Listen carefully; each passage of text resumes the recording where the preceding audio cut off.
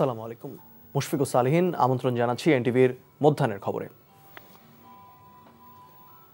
BNP নেতা ইশরাক হোসেনকে ঢাকা দক্ষিণ সিটি কর্পোরেশনের মেয়র হিসেবে দায়িত্ব বুঝিয়ে দেওয়ার দাবিতে আজ পঞ্চম দিনের মতো বিক্ষোভ করছেন তার সমর্থক ও ভোটাররা।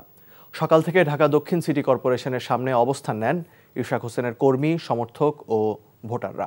ইশরাককে মেয়র দায়িত্ব বুঝিয়ে দেওয়ার দাবিতে স্লোগানে মুখরিত পুরো সিটি কর্পোরেশন এলাকা। 5 দিনের আন্দোলন কর্মসূচিতে মূলত অচল হয়ে পড়েছে ঢাকা দক্ষিণ সিটি কর্পোরেশনের স্বাভাবিক কার্যক্রম। নাগরিকরা বঞ্চিত হচ্ছেন সেবা থেকে। বিক্ষোভ মিছিল নিয়ে সচিবালয় ঘুরে আবার নগর ভবনের সামনে অবস্থান নেন ইশরাকের কর্মী সমর্থকরা। তারপরও ইশরাক হোসেনকে দায়িত্ব বুঝিয়ে না দেওয়ায় সোমবার ব্লকেট কর্মসূচি ঘোষণা করা হয়। আদালত মেয়র ঘোষণা করার পরও দায়িত্ব বুঝিয়ে না দেওয়ায় স্থানীয় সরকার মন্ত্রণালয়ের সমালোচনা করেন ইশরাক হোসেন। ঢাকা দক্ষিণের নগর ভবন এলাকায় আছেন আমাদের সহকর্মী মেজবা হাসান। আমরা সরাসরি যাচ্ছি তার কাছে। মেজবা, আজও তো বিক্ষোভ চলছে, সেখানকার সর্বশেষ কি খবর আছে আপনার কাছে?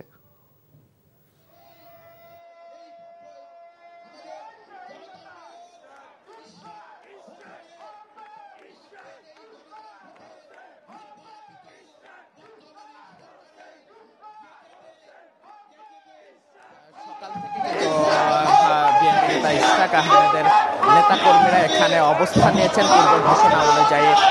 সকাল থেকে নগর ভবনের সামনে কিন্তু অবস্থান নিয়েছেন বিএনপির নেতাকর্মীরা। তাদের যেটা দাবি সেটা বলছিলেন যে আদালতের রায়ের পরেও ইশরাককে কেন এখনো মেয়র পদে বসতে দেওয়া হচ্ছে না, সেটি নিয়ে কিন্তু তারা প্রশ্ন তুলেছেন এবং তারা চতুর্থ দিনের মতো নগর ভবনে অবস্থান কর্মসূচির পর আজকে কিন্তু ব্লকেট কর্মসূচি তারা দেয় সকাল 11টা থেকে বিকেল 3টা পর্যন্ত। কিন্তু সকাল 11টা বাজার আগেই কিন্তু নেতাকর্মীরা এখানে অবস্থান শুরু করে এবং খণ্ড খণ্ড মিছিল নিয়ে কিন্তু নগর ভবন মুখ আসতে থাকেন এবং এখানে বড় একটা জমায়েত করেন এবং নেতাকর্মীরা অবস্থান নিচ্ছেন এখানে এবং তারা স্লোগানে পুরো নগর ভবন জুড়েও কিন্তু উত্তাল। ইশরাকের যে নেতাকর্মীরা এসেছেন তারা যেটি বলছিলেন যে 2020 সালের যে নির্বাচন হয়েছিল সেই স্বৈরাচার আওয়ামী লীগ সরকার আমলে সেই নির্বাচনটি অনেকটা প্রশ্নবিদ্ধ ছিল। সেই প্রশ্নবিদ্ধ নির্বাচনে 5ই আগস্ট শেখ হাসিনা সরকার গণ অভ্যুত্থানের পর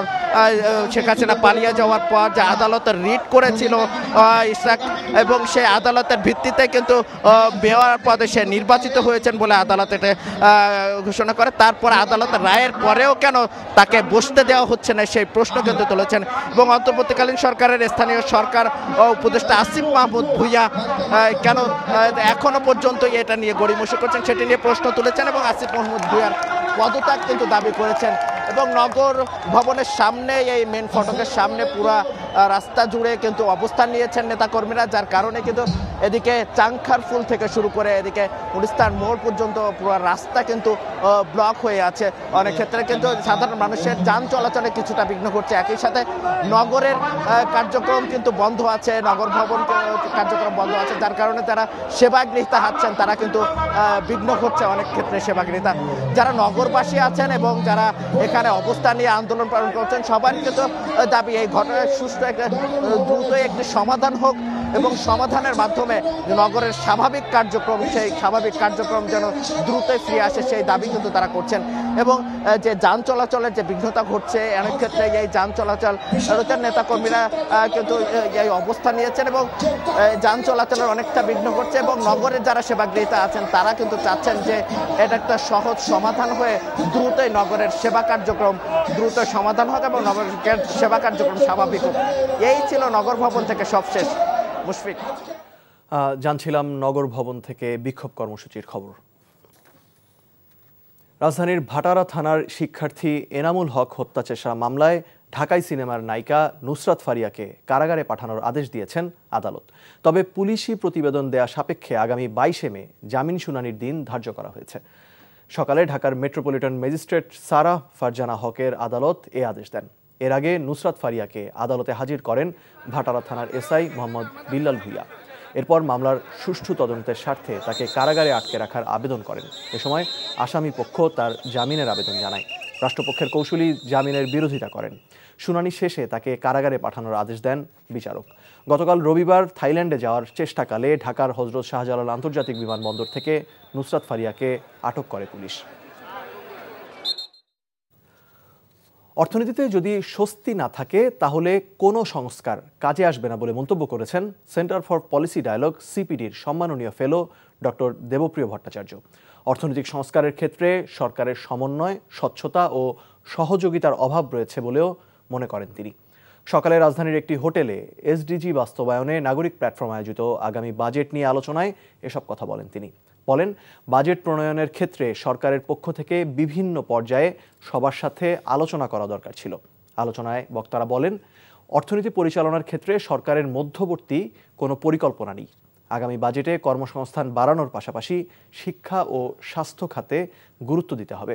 সেই সাথে বিদেশি ঋণ নির্ভরতা থেকে শুরু করে বাজেট ঘাটতি কমাতে রাজস্ব বাড়ানোর বিকল্প নেই বলেও জানান তারা। অর্থনৈতিক পরিস্থিতি যেটা হবে আছে এটা প্রকাশ পাচ্ছে দূরে, এটা কিন্তু একটা জাতীয় একটা আবহাওয়ার মধ্যে এটা হচ্ছে। এটা তো অর্থনীতি তো বাইরের কিছু না। আমাদের সাধারণ আক্ষেপ হলো সরকারের পক্ষ থেকে অন্যান্য সংস্কারে যতখানি মনোযোগ দেওয়া হয়, অর্থনৈতিক সংস্কারের ব্যাপারে অতখানি মনোযোগ আমরা দেখি না। এটা একটা বড় ধরনের সমস্যা এবং ওনারা অনুধাবন করেন না অর্থনীতিতে যদি স্বস্তি না থাকে তাহলে অন্য কোনো সংস্কার কিন্তু স্বস্তিতে থাকবে না। এনবিআর কর্মকর্তা কর্মচারীদের কলম বিরতির খবর জানাতে এনবিআর দপ্তর থেকে আমাদের সাথে সরাসরি যুক্ত হচ্ছেন সহকর্মী ইফতেখার রেজা।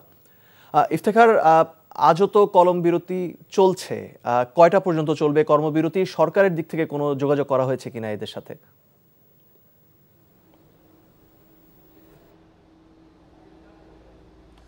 ধন্যবাদ। এখন পর্যন্ত সকাল 10টা থেকে বিকেল 3টা পর্যন্ত পঞ্চম দিনের মতো কর্মবিরতি চলার কথা বা চলমান রয়েছে এখন পর্যন্ত। এবং মূলত গত 14 মে থেকেই এই আদেশ, 12 মেতে আসার পর 14 মে থেকেই কলম বিরতিতে গেছেন এই এনবিআর এর কর্মকর্তা কর্মচারীরা এবং তারা জানাচ্ছিলেন যে দাবি আদায় না হওয়া পর্যন্ত তারা তাদের কলম বিরতি চালিয়ে যাবেন এবং তাদের মূলত এই নতুন যে অধ্যাদেশ জারি হয়েছে এনবিআরকে বিলুপ্ত করে, সেই অধ্যাদেশের বিপরীতে সংশোধন নয় বরং তারা এই অধ্যাদেশের বিলুপ্তি চান। এবং আমরা যতটুকু জানতে পেরেছি বিভিন্ন গণমাধ্যম মারফত গতকাল পর্যন্ত জানানো হয়েছে যে আগামীকাল অর্থাৎ 20 মে বিকেল 3:30টার দিকে অর্থ উপদেষ্টা জনাব সালেউদ্দিন আহমেদের সাথে মূলত আলোচনায় বসার কথা রয়েছে। তবে আলোচনায় বসার কথা থাকলেও পুরোপুরিভাবে তারা নিশ্চয়তা না পেলে বা ঘোষণা না পেলে কলম বিরতি তারা চালিয়ে যাবেন বলেই জানিয়েছেন এবং আজও সেভাবেই মূলত তারা অফিসে অবস্থান করছেন এবং বা দপ্তরগুলোতে অবস্থান করছেন এবং কলম বিরতি চলছে। এবং শুধুমাত্র এনবিআর নয়, এর সাথে এনবিআর সংশ্লিষ্ট যে বিভাগগুলো রয়েছে, ভ্যাট, কমিশনারেট, শুল্ক সহ বিভিন্ন যে প্রতিষ্ঠান রয়েছে এনবিআর এর অধীনে, সেই প্রতিষ্ঠানগুলোতেও মূলত কলম বিরতি চলছে। জানছিলাম এনবিআর কর্মকর্তা কর্মচারীদের কলম বিরতির খবর। চাঁদপুর ইনস্টিটিউট অব মেরিন টেকনোলজির শিক্ষার্থীদের 3 দফা দাবিতে অনির্দিষ্টকালের জন্য শাটডাউন কর্মসূচি চলছে। সকাল থেকে একাডেমিক ভবনে তালা ঝুলিয়ে বিক্ষোভ কর্মসূচি শুরু করে শিক্ষার্থীরা। এতে করে একাডেমিক ও প্রশাসনিক সকল কার্যক্রম বন্ধ রয়েছে। আন্দোলনরত শিক্ষার্থীরা জানান, 3 দফা দাবি আদায় না হওয়া পর্যন্ত ক্লাস বর্জন ও শাটডাউন কর্মসূচি চলমান থাকবে। তাদের দাবি, মেরিন ও শিপবিল্ডিং ডিপ্লোমাধারীদের সমুদ্রগামী জাহাজে যোগদানের জন্য অনূর্ধ্ব 6 মাসের প্রি-সি ট্রেনিংয়ের মাধ্যমে অফিসার ক্যাডেট সিডিসি প্রদান।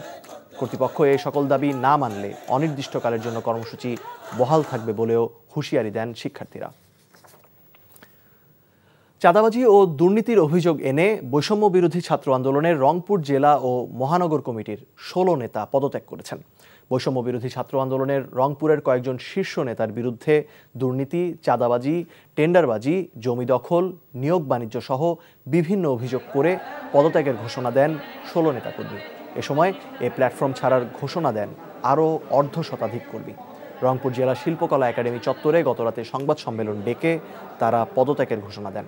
পদত্যাগপত্রে রংপুর জেলা কমিটির আহ্বায়ক ও সদস্য সচিব সহ কিছু নেতার বিরুদ্ধে ওঠা দুর্নীতি, ক্ষমতার অপব্যবহার ও অনৈতিক কর্মকাণ্ডের অভিযোগ এবং তার সপক্ষে পাওয়া কিছু কাগজপত্র প্রদর্শন করেন তারা। পদত্যাগকারীরা অভিযোগ করে বলেন, আন্দোলনের মূল চেতনা ও আদর্শের সম্পূর্ণ পরিপন্থী হওয়ায় তারা এই সিদ্ধান্ত নেন। ঝালকাঠির বিভিন্ন সড়ক মহাসড়কে ৮০-র দশকে নির্মিত বেইলি ব্রিজগুলো ঝুঁকিপূর্ণ হয়ে পড়েছে। যে কোনো সময় ঘটতে পারে বড় দুর্ঘটনা। বেইলি ব্রিজগুলো দ্রুত মেরামতের উদ্যোগ নেওয়া হচ্ছে বলে জানিয়েছে সড়ক ও জনপথ বিভাগ। ঝালকাঠি থেকে KM সবুজের পাঠানো রিপোর্ট। বরিশাল খুলনা আঞ্চলিক মহাসড়কের ঝালকাঠির বাসন্ডা নদীর উপর ৮০-র দশকে নির্মিত বেইলি ব্রিজটি ৭ বছর আগে ঝুঁকিপূর্ণ ঘোষণা করে সড়ক ও জনপথ বিভাগ। এরপরও ঝুঁকি নিয়ে চলছে হালকাসহ ভারী যানবাহন। এই ব্রিজটি দিয়ে বরিশাল, ঝালকাঠি, পিরোজপুর, বাগেরহাট, খুলনা সহ দক্ষিণ পশ্চিমাঞ্চলের শত শত যানবাহন যাতায়াত করে। সড়কে এমন ৩৮টি বেইলি ব্রিজ রয়েছে যার বেশিরভাগই ঝুঁকিপূর্ণ। দ্রুত মেরামত করা না হলে যে কোনো সময় ঘটতে পারে দুর্ঘটনা। এই বেইলি ব্রিজটি যে কোনো সময় অ্যাক্সিডেন্ট করতে পারে, তাতে গাড়ি সহ মানুষের ক্ষয়ক্ষতি হবে। ঝুঁকিপূর্ণ ব্রিজ যে কোনো মুহূর্তে ভেঙে যেতে পারে এবং কাত হয়ে পড়ে যেতে পারে। এক দিন আসে এই গাড়ির ঝাঁকানি, তারপর হচ্ছে একটার পর একটা এই যে পার্ট বাই পার্ট খুলে পড়ে থাকে। ঝুঁকিপূর্ণ অধিকাংশ ব্রিজের উন্নয়নের জন্য মন্ত্রণালয়ে প্রস্তাবনা পাঠানো হয়েছে। এছাড়া বাকিগুলোর নিয়মিত সংস্কার করা হচ্ছে বলে জানান সড়ক ও জনপথ বিভাগের এই নির্বাহী প্রকৌশলী। ইতিমধ্যে আমাদের জমাদ্দার বাড়ি সেতুটি কার্যক্রম শেষ পর্যায়ে রয়েছে এবং সামনে আমাদের জমিদার বাড়ি সেতু এবং মানাইঘাটাতে কিছু সেতুর কাজ হবে। দুর্ঘটনার আগে দ্রুত বেইলি ব্রিজগুলো মেরামতের দাবি জেলাবাসীর। NTV news desk. Asian cricket কাউন্সিলের প্রধান পাকিস্তানি হওয়ার কারণে এশিয়া কাপে খেলবে না ভারত। শঙ্কায় আছে নারী এমার্জিং এশিয়া কাপও। এশিয়ান ক্রিকেট কাউন্সিল ACCর সব ইভেন্ট থেকে নাম প্রত্যাহার করে নেয় এমন পরিস্থিতি তৈরি হয়েছে বলে জানিয়েছে ভারতীয় গণমাধ্যম। যে সংস্থার প্রধান কর্মকর্তা একজন পাকিস্তানি মন্ত্রী, সে সংস্থার অধীনে কোনো টুর্নামেন্ট খেলবে না ভারত। নাম প্রত্যাহারের কারণ হিসেবে BCCI এর বরাত দিয়ে জানানো হয়েছে। ভারতীয় গণমাধ্যমগুলোতে একথা জানানো হয়। বর্তমানে ACCর সভাপতির দায়িত্বে রয়েছেন পাকিস্তানের স্বরাষ্ট্রমন্ত্রী মোহসিন নকভি, যিনি একই সঙ্গে পাকিস্তান ক্রিকেট বোর্ডের চেয়ারম্যান। সেপ্টেম্বরে ভারতের মাটিতে আয়োজিত হওয়ার কথা ছিল এশিয়া কাপ। এই টুর্নামেন্টে ভারত, পাকিস্তান, বাংলাদেশ, আফগানিস্তান এবং শ্রীলঙ্কা অংশ নেওয়ার কথা। এই ছিল মধ্যাহ্নের খবরে। এই খবরের ভিডিও সহ আপডেট জানতে ভিজিট করুন NTV অনলাইন www.ntvbd.com। এছাড়াও NTVর জনপ্রিয় সব অনুষ্ঠান ও খবরের আপডেট জানতে ভিজিট করুন আমাদের ইউটিউব ও ভেরিফাইড ফেসবুক পেজ। দুইটায় দুপুরের খবর দেখার আমন্ত্রণ রইল। ধন্যবাদ সবাইকে।